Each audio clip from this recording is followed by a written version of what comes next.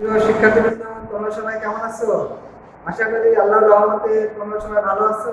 এই যে করোনাকালীন সময়ে সমগ্র শিক্ষা প্রতিষ্ঠান আমাদের দেশে বন্ধ আছে, ঠিক তেমনই জনসন মাধ্যমিক বিদ্যালয় ঘেরামারা কুষ্টিয়া আমাদের এই প্রতিষ্ঠানগুলো বন্ধ আছে, যার কারণে আমরা তোমাদের দরজায় এই তোমাদের সিলেবাস সম্পর্কিত যে বিষয়গুলো আছে এইগুলা পৌঁছে দেওয়ার জন্য আমরা প্রতিনিয়ত ক্লাস নিচ্ছি। তো আমাদের শিক্ষকরা প্রতিদিন সিলেবাস ভিত্তিক ক্লাস নিচ্ছে। আমি আশা করব তোমরা এই ক্লাসগুলো দেখলে তোমরা উপকৃত হবে। এবং আমি আরো আশা করবো যে সংসদ টিভিতে তোমাদের ক্লাস হয়, যেদিন এই যে ক্লাসগুলো হয় তোমাদের সিলেবাস ভিত্তিক ক্লাস ভিত্তিক, তোমরা অবশ্যই সেই ক্লাসগুলো দেখবে। আর তোমরা অবশ্যই মাস্ক পরিধান করবে।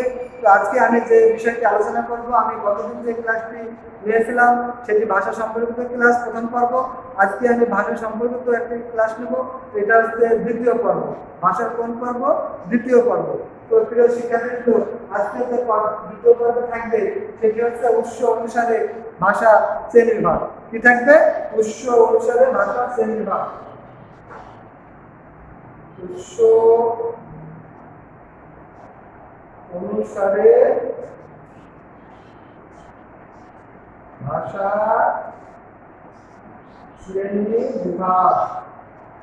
আর উৎস বা উৎপত্তি অনুসারে ভাষা শ্রেণী বিভাগ। তো এখন আমরা যেটা বলছি যে উৎস বা উৎপত্তি অনুসারে যে বাংলা ভাষা, এই বাংলা ভাষাকে উৎস বা অনুসারে বাংলা ভাষা শব্দের শ্রেণী বিভাগ। কি বলতে পারি? শব্দের শ্রেণী বিভাগ। বাংলা ভাষা হচ্ছে শব্দ ভান্ডার। এই যে উৎস অনুসারে ভাষার কথা,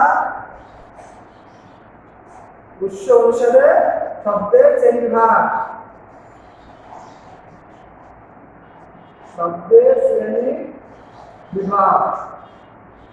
এই ক্লাসে আজকে আমরা নেব। আমরা জানি যে উৎস অনুসারে শব্দকে 5টি ভাগে ভাগ করা হয়। এক হচ্ছে তৎসম শব্দ, তৎসম শব্দ। 2 হচ্ছে অর্ধ তৎসম শব্দ, অর্ধ তৎসম শব্দ। 3 হচ্ছে তদ্ভব শব্দ।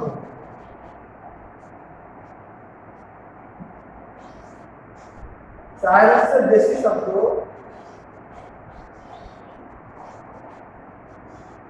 5 হচ্ছে বিদেশি শব্দ। প্রিয় শিক্ষার্থী বন্ধুরা, তো তোমরা দেখলে যে উৎস অনুসারে শব্দকে কয় ভাগে ভাগ করা হয়। আমরা দেখালাম যে এখানে দেখো, তোমরা লক্ষ্য করো উৎস অনুসারে শব্দকে 5টি ভাগে ভাগ করা হয়।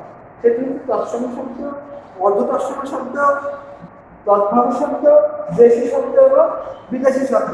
তাহলে দেখছো বন্ধুরা, শব্দের শ্রেণীবিভাগ করা হয়। এখন আমরা আলোচনা করব তৎসম শব্দ। কি আলোচনা করব? তৎসম শব্দ। তৎসম শব্দ। তৎসম শব্দ কি? তোমরা জানো যে সংস্কৃত শব্দ থেকে যে সকল শব্দ সরাসরি বাংলা ভাষায় এসেছে সেগুলোকে বলা হয় সংস্কৃত তৎসম শব্দ। তাহলে কি বলা হলো? সংস্কৃত থেকে যেসব শব্দ সরাসরি বাংলা ভাষায়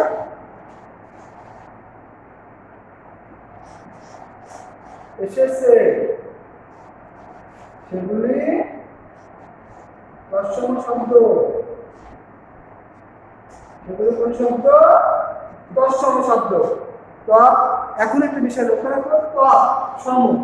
তৎ অর্থ তা, তৎ অর্থ হচ্ছে তা, আর সম অর্থ সমান, অর্থাৎ সংস্কৃত সমান, অর্থাৎ সংস্কৃত সমান। আমরা দেখলাম যে যে সকল শব্দ সংস্কৃত থেকে বাংলা ভাষায় সরাসরি এসেছে সেগুলোকে বলা হয় তৎসম শব্দ। তৎ অর্থ তা, সম অর্থ সমান, অর্থাৎ সংস্কৃতির সমান। যেমন যদি আমরা বলি যে কোনগুলো? চন্দ্র, সূর্য, নক্ষত্র, ভবন, এগুলো হচ্ছে তৎসম শব্দ। তাহলে আমরা কিন্তু বাংলা ভাষায় বলতে পারি এক কথায় প্রায় 44 পার্সেন্ট অর্থাৎ শতকরা 44টা কথা তৎসম ভাষায় বলি। তৎসম শব্দ আমরা ব্যবহার করি 44টি শব্দ প্রায় শতকরা। তাহলে এই যে তৎসম শব্দ, এই তৎসম শব্দটা তোমরা অনেক সময় মনে করতে পারো না শব্দ যে পার্থক্য কোনটি কোন শব্দ তোমরা অনেক সময় ভুলে যাও। এই কারণে তোমাদের আমি তৎসম শব্দের কয়েকটি বৈশিষ্ট্য দেখাবো। এই বৈশিষ্ট্যগুলো দেখলে তোমরা অবশ্যই বুঝতে পারবে কোনগুলো তৎসম শব্দ। তৎসম শব্দের বৈশিষ্ট্যগুলো দেখো শিক্ষার্থী বন্ধুরা। তৎসম শব্দের বৈশিষ্ট্য, তৎসম শব্দের বৈশিষ্ট্য 1 নম্বর আমরা বলতে পারি শব্দের মধ্যে রেফ থাকবে। কি বললাম? শব্দের মধ্যে রেফ, শব্দের মধ্যে রেফ থাকবে। কি বললাম? শব্দের মধ্যে রেফ থাকবে। যেমন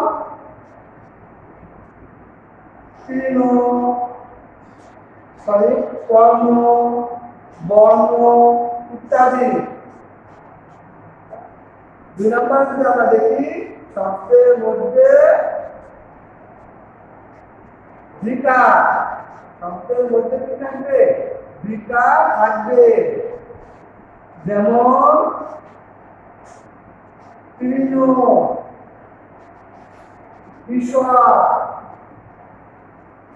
ইত্যাদি। 3 নম্বর আমরা যদি বলি শব্দের মধ্যে ফলা থাকবে, শব্দের মধ্যে ফলা থাকবে। শিক্ষার্থী বন্ধু, তোমরা অনেক সময় এই যে বাংলা ব্যাকরণে বা বাংলায় 6টি ফলা পাওয়া যায়, তোমরা এই 6টি ফলা মনে রাখতে পারো না। এই জন্য তোমরা মনে রাখবে একটি বিষয় আমি লিখছি দেখো। যেমন মন হজা বলা, মন এই হজা বলা, মন হজা বলা, এই হ তুলে দাও। হ যদি তোমরা তুলে দাও তাহলে থাকছে মন বলা। এই যে এই 6টা হচ্ছে বলা। তাহলে আমরা পাইলাম ম দন্তন্য জ ব বলা, হজা বলা, মন হজা বলা। এই যে আমরা হ তুলে দিলাম, 6টি ফলা পেয়ে গেলাম। মনে রাখবা ফলা চিন্তা হলে মন হজা বলা, হজা বলা হ তুলে দিলাম, তাহলে 6টি ফলা পাবো।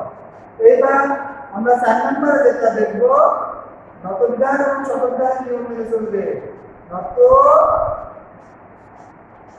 বিধান ও শত বিধান নিয়ম মেনে চলবে, নিয়ম। আর 5 নম্বর এটি পুরাতন শব্দ, এটি পুরাতন শব্দ। শিক্ষার্থী বন্ধু, এই 5টি বৈশিষ্ট্য যদি তোমরা মনে রাখো তাহলে তোমরা তৎসম শব্দগুলো শিখতে পারবে। আমি আগেও বলেছি তার সমান অর্থ সংস্কৃতির সমান যে সকল শব্দ সরাসরি বাংলা ভাষায় এসেছে সেগুলোকে বলা হয় তৎসম শব্দ। তৎসম শব্দ যে 5টি বৈশিষ্ট্য, এই বৈশিষ্ট্যগুলো মনে রাখতে পারছি না, খুবই সহজ। সেটা হচ্ছে 1, শব্দের মধ্যে রেফ থাকবে যেমন কর্ণ, বর্ণ ইত্যাদি। 2, শব্দের মধ্যে বিকার থাকবে যেমন তৃণ, কৃষক ইত্যাদি। শব্দের মধ্যে ফলা থাকবে। এই যে ফলা যেগুলো আছে বাংলা ভাষায় শব্দে আমরা 6টা ফলা পেয়েছি। এই যে আমরা মনে রাখতে না পারলে এটা মনে রাখবো মন হজা বলা, এই যে হ তুলে দিব তাহলে আমরা 6টা ফলা পেয়ে যাবো। 4, নববিধান শতবিধান মেনে চলবে। এটি পুরাতন শব্দ, শব্দটা কিন্তু বন্ধুরা অন্যান্য জিনিসের মধ্যে পুরাতন হয়। যেমন বস্ত্র, যেমন বস্ত্র পুরাতন শব্দ। এখন বলে মাথা, এটা পুরাতন শব্দ, তাহলে শব্দের মধ্যেও পুরানো হয়। তাহলে বন্ধুরা তৎসম শব্দ কি আমরা বুঝতে পারলাম। এবার আমরা আলোচনা করব অর্ধ তৎসম শব্দ। কি আলোচনা করব? অর্ধ তৎসম শব্দ। অর্ধ তৎসম শব্দ, অর্ধ তৎসম শব্দগুলা কি সেইটা এখন তোমাদের মনে রাখতে হবে বন্ধুরা। অর্ধ তৎসম শব্দ অর্থাৎ অর্ধ আধা, তৎসম অর্থ সংস্কৃতি, আধা সংস্কৃতি। তাহলে যে সকল শব্দ কিঞ্চিত পরিবর্তিত হয়ে বাংলা ভাষায় এসে রূপ লাভ করেছে সেগুলাই হচ্ছে অর্ধ তৎসম শব্দ। অর্ধ তৎসম শব্দ কি? যে সকল শব্দ, যে সকল সংস্কৃতি শব্দ, কি বলতে পারি? যে সকল সংস্কৃত শব্দ, যে সকল সংস্কৃতি শব্দ কিঞ্চিত পরিবর্তিত হয়ে কিঞ্চিত পরিবর্তিত হয়ে বাংলা ভাষায় এসেছে, সেগুলি তৎসম শব্দ। সেগুলি কি শব্দ? অর্ধ তৎসম শব্দ। অর্ধ তৎসম শব্দ। অর্ধ আধা তৎসম সংস্কৃতি, আধা সংস্কৃতি। তাহলে যে সকল শব্দ সংস্কৃত শব্দ কিঞ্চিত পরিবর্তিত হয়ে বাংলা ভাষায় এসে রূপ লাভ করেছে সেগুলোকে বলা হয় অর্ধ সংস্কৃতি বা অর্ধ তৎসম শব্দ। এখন তোমরা অনেকেই শিক্ষার্থী বন্ধুরা এই যে অর্ধতম শব্দ কোনগুলা এগুলা মনে রাখতে পারো না, তাই আমি তোমাদের একটি গল্প বলবো। এই গল্পটি যদি তোমরা মনে রাখতে পারো তাহলে অবশ্যই মনে করেই তোমরা অর্ধতম শব্দ কোনগুলো সেগুলো বুঝতে সক্ষম হবে। এখন গল্পটি তোমরা একটু মনোযোগ দিয়ে শোনো প্রিয় শিক্ষার্থী বন্ধুরা। গল্পটি হচ্ছে কিছুই না, ছোট একটা গল্প। সেটি হচ্ছে এক কুৎসিত মেয়ে। এক কুৎসিত মেয়ে, কি বললাম? এক কুৎসিত মেয়ে। তো এক লোক কি করলো? এক কুৎসিত মেয়েকে বিয়ে করে নিয়ে গেল। তাকে বিয়ে করে নিয়ে গেল কুৎসিত, সেই মেয়েকে বিয়ে করে নিয়ে গেল কুৎসিত। এক লোক কুৎসিত মেয়েকে বিয়ে করে নিয়ে গেল। এইবার তার গিন্নি মারা গেল। তার গিন্নি কি করলো? মারা গেল। গিন্নি যখন মারা গেল তাই তাকে শ্রাদ্ধ করার জন্য, কি করার জন্য? হিন্দু ধর্ম নিয়ম অনুযায়ী শ্রাদ্ধ করতে হয়। শ্রাদ্ধ করার জন্য জ্যোৎস্না রাতে বৈষ্ণবদের দাওয়াত করলো। বৈষ্ণবদের দাওয়াত করলো। প্রিয় শিক্ষার্থী বন্ধুরা, তোমরা গল্পটি আবার শোনো। অর্ধতম শব্দগুলো মনে রাখার জন্য এক কুৎসিত মেয়ে একজন বিয়ে করে নিয়ে আসলো, তার মন ছিল খুব খারাপ। কুৎসিত মেয়ে বিয়ে করলে স্বাভাবিক অনেক সময় মন খারাপ থাকে। তারপর একদিন তার গিন্নি মারা গেল। এখন গিন্নি যেহেতু মারা গেল, আমরা মুসলমান ধর্ম দেখি 40 দিন হলে 40-এ করে, তাই না? 40 কি করে? 40-এ করে। বা অন্যান্য ধর্ম এরকম দেখি যে হলো আমাদের কবর জিয়ারত করে, যেমন সব ধর্মে এরকম আছে। তাই হিন্দু ধর্ম সেরকম করে। তাই কুৎসিত মেয়েকে বিয়ে করলো, গিন্নি তার মারা গেল। এইবার তাকে শ্রাদ্ধ করার জন্য তার স্বামী জ্যোৎস্না রাতে বৈষ্ণবদের দাওয়াত করলো। জ্যোৎস্না রাতে কি করলো? বৈষ্ণবদের দাওয়াত করলো। তাহলে প্রিয় শিক্ষার্থীবৃন্দ, আমরা দেখলাম যে অর্ধতম শব্দ কি? অর্ধতম শব্দ হলো সেই শব্দ যে সকল সংস্কৃত শব্দ কিঞ্চিত পরিবর্তিত হয়ে বাংলা ভাষায় এসে প্রাধান্য বা রূপ লাভ করেছে, সেগুলাই হচ্ছে অর্ধতম শব্দ। এখন এই অর্ধতম শব্দগুলা মনে রাখার যে কৌশল, আমি একটা গল্প বলেছি। প্রিয় শিক্ষার্থীবৃন্দ, তোমরা গল্পটি আবার শোনো। সেটা হচ্ছে এক কুৎসিত মেয়েকে বিয়ে করে নিয়ে আসলো। স্বভাবত তার মন খারাপ। একদিন তার এই গিন্নি মারা গেল। তার যেহেতু মারা গেল তার শ্রাদ্ধ, যেটাকে বলা হয় শ্রাদ্ধ করা। তারপরে মুসলমান ধর্ম আমরা বলি কুলখানি বা কবর জিয়ারত করা, ঠিক তেমনি হিন্দু ধর্ম শ্রাদ্ধ করার জন্য এলো জ্যোৎস্না রাতে বৈষ্ণবদের দাওয়াত করলো। এই যে এই শব্দগুলো যদি মনে রাখো তাহলে তোমাদের বই এগুলাই আছে, এগুলো পড়লে তোমরা অর্ধতম শব্দগুলো সেগুলো বুঝতে পারবে। এখন আমরা আরেকটি বিষয় লক্ষ্য রাখি, সেটা হচ্ছে দেখো তদ্ভব শব্দ।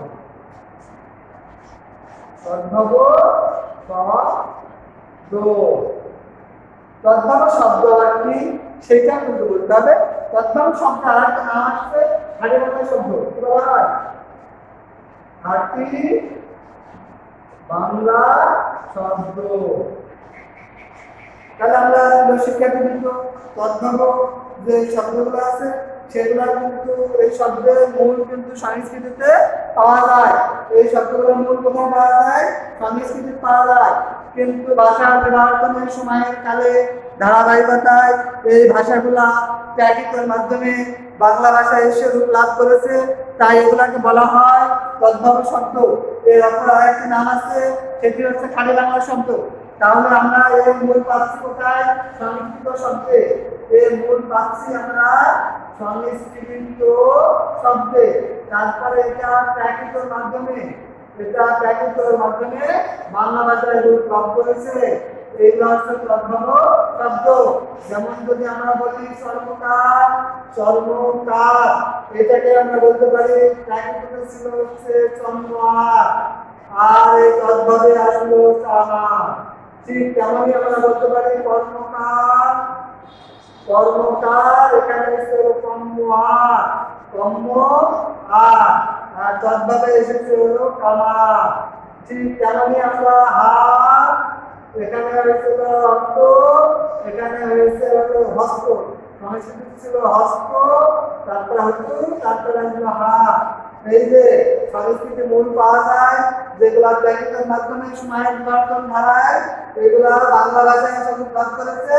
যেমন কামার, হাত, এগুলা হচ্ছে তদ্ভব শব্দ। তদ্ভবের আরেকটি নাম খাঁটি বাংলা শব্দ। প্রিয় শিক্ষার্থীবৃন্দ, এখন আমরা তদ্ভব শব্দ কোনগুলা সেগুলো বুঝতে পারলাম।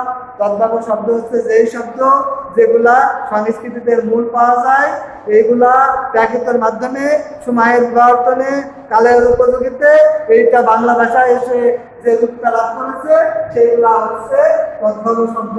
এখন আমরা আলোচনা করব কি? এখন আমরা আলোচনা করব হচ্ছে দেশি শব্দ। দেশি শব্দ আলোচনা করার পূর্বে প্রিয় শিক্ষার্থীবৃন্দ, আমি যেটা বলতে চাই যে তদ্ভব শব্দের আরেকটি নাম আছে। সেই নামটা কি? তোমরা এই নামটা কমেন্ট করবে যে নামটা কি। এটা আমি আগে লিখে দিয়েছিলাম এবং বারবার বলেছি, তদ্ভব শব্দের আরেকটি নাম কি, তোমরা এটা কমেন্ট করে জানাবে। এখন বন্ধুরা, আমরা আলোচনা করব দেশি শব্দ। কি আলোচনা করব? দেশি শব্দ। এই দেশি শব্দ আলোচনা কিন্তু বাংলা ভাষায় খুব একটা বেশি নাই। এই শব্দ কয়েকটি বাংলা ভাষায় এসেছে, যেটা আদিম অধিবাসিত ভাষা, প্রাচীন ভাষা। এই ভাষাগুলো কোথায় থেকে এসেছে তারও কিন্তু হদিস মেলে। যেমন আমরা যদি বলি যে কুড়ি, এই যে কুড়ি যেটাকে বলা হয় বিষ, এইটা আসছে কোন ভাষা থেকে? কোন ভাষা থেকে বলবেন প্রিয় শিক্ষার্থী বন্ধুরা? কোন ভাষা থেকে? আবার যদি বলি যে চুলা, যেটার নাম হচ্ছে এটা আসছে তামিল ভাষা থেকে। কোন ভাষা থেকে আসছে? তামিল ভাষা থেকে। আবার আমরা যদি এটার আরেকটা নাম দিই, তোমার হচ্ছে কি বলি, সরি, এখানে হচ্ছে তামিল ভাষাতে চুলা না, এটা হচ্ছে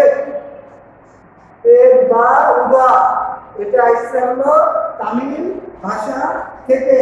ঠিক তেমনই আমরা যদি বলি যে হলো চুলা বা উনুন, এইটা আসছে হলো মুন্ডারি ভাষা থেকে। প্রিয় শিক্ষার্থীবৃন্দ, আমরা দেখলাম যে দেশি শব্দ কুড়ি, বিষ যেটাকে বলি কোন ভাষা থেকে এসেছে? তামিল ভাষা থেকে। চুলা বানানো মুন্ডারি ভাষা থেকে। এগুলা কিন্তু কোথায় থেকে আসছে মেলছে। তো তোমাদের এই বইয়েও কয়েকটি দেশি শব্দ আছে, এগুলা তোমরা অনেক সময় মনে রাখতে পারো না। তাই যদি আমি একটি গল্পের মাধ্যমে এইটা বলি, তোমরা মনে রাখতে পারবা। প্রিয় শিক্ষার্থী বন্ধুরা, তোমরা অবশ্যই এই গল্পটি মনোযোগ দিয়ে শুনবে।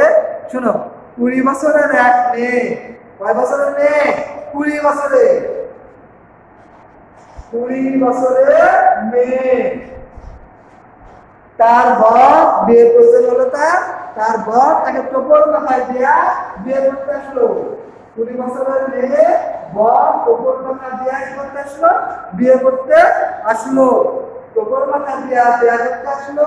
এবার কনে তো সভাপতি শ্বশুর বাড়ি চলে গেল। শ্বশুর বাড়ি যাওয়ার পর সে কি করলো? রান্না বান্না তো করাই লাগবে, তাই না মেয়েদের? তাই সে চুলা ধরালো। কি ধরালো?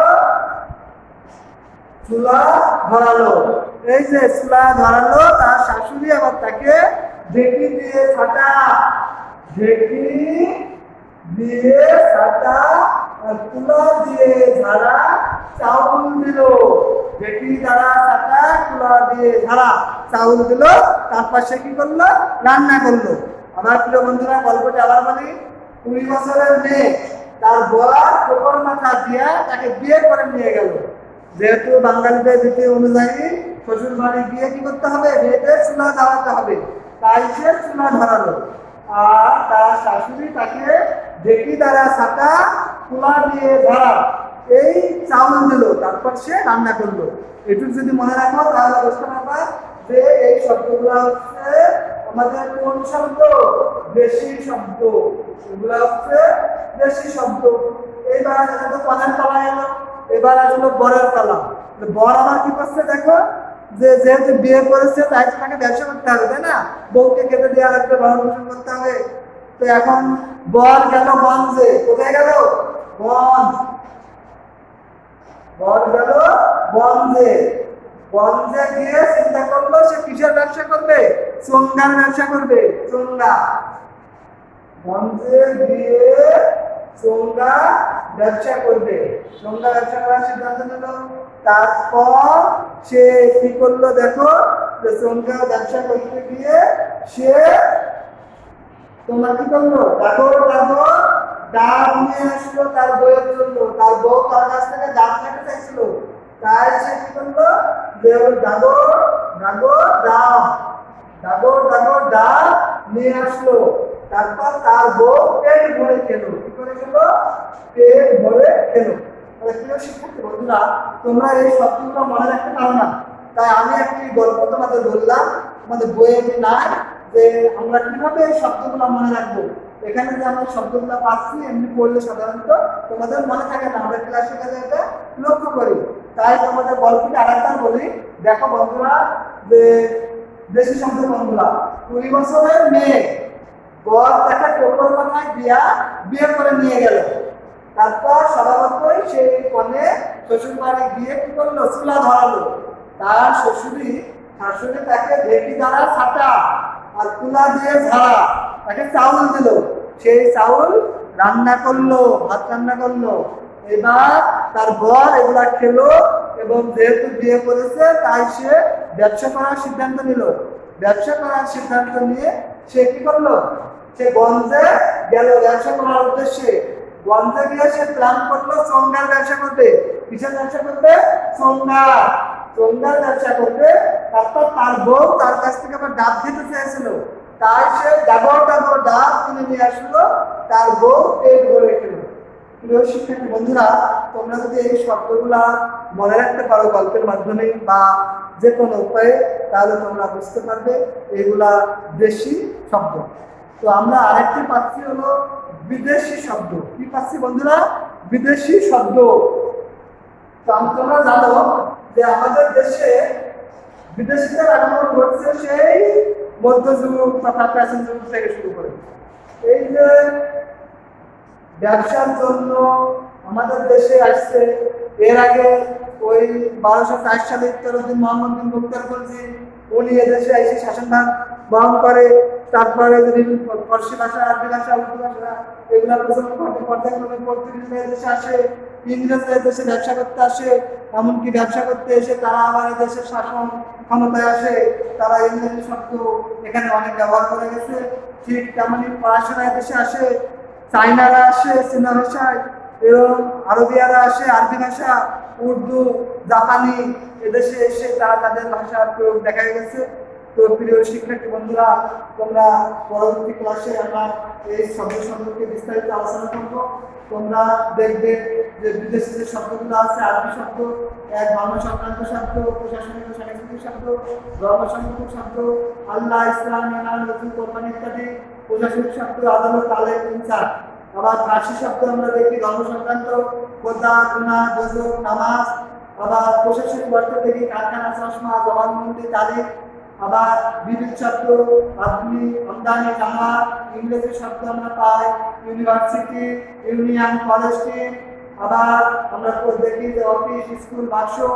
ইংরেজি ছাড়া আমরা ইউরোপীয় ভাষার কিছু শব্দ পাই। পর্তুগিজ, আনারস, আলপিন, আলমারি, গির্জা, ফরাসি, কার্তুজ, কুপন, ডিপো, রেস্তোরাঁ, ওলন্দাজ, স্কার্টন, কেটকা, তুলুক, রুইটন, হট্ট। অন্যান্য ভাষার শব্দ গুজরাটি, হদ্দ, হট্টা, পাঞ্জাবি, চাহিদাসী, তুর্কি, চাকর, চাকর, তোপ, দারোগা, চীনা, চা, চিনি ইত্যাদি। মিয়ানমার, ভঙ্গি, লুঙ্গি ইত্যাদি। জাপানি, রিক্সা, আরেকটি ইত্যাদি। এছাড়া আমরা অনেক মিশ্র শব্দ পাই, যেমন হেডমাস্টার, হাট বাজার, তারপরে খ্রিস্টাব্দ, ডাক্তারখানা, শহরটি। তো প্রিয় শিক্ষার্থী বন্ধুরা, আমরা আজকে যে আলোচনাটি করলাম সেটি হচ্ছে উৎস অনুসারে শব্দের শ্রেণীবিভাগ। উৎস অনুসারে শব্দ 5টি ভাগে ভাগ করা হয়। আমরা দেখাইছি তৎসম শব্দ, তদ্ভব শব্দ, অর্ধতৎসম শব্দ, দেশের শব্দ, বিদেশি শব্দ। আমরা এই শব্দ সম্পর্কে বিস্তারিত আলোচনা করেছি। আমি আশা করব প্রিয় শিক্ষার্থী বন্ধুরা, তোমরা এই ক্লাসটি ভালোভাবে দেখবে। এই ক্লাসটি ভালোভাবে দেখো, আর করোনাকালীন সময়ে তোমরা বাইরে অবস্থান করো, বাইরে বের হলে মাস্ক ব্যবহার করো, এই কামনা করে আমি আমার এই ক্লাসটি আজকে শেষ করলাম এবং পরবর্তী ক্লাসে দেখা হবে প্রিয় শিক্ষার্থী বন্ধুরা। খোদা হাফেজ।